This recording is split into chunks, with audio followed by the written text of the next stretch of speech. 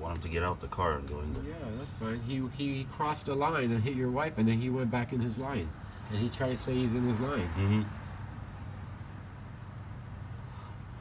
He just didn't look. So he hit the front door too. Yeah, he just didn't look to his left to see if your wife was coming or that there was a car coming. He just decided to go in the only lane. Anyways, looked like he was in a rush. He came up behind that car real quick and tried to avoid it. Yeah.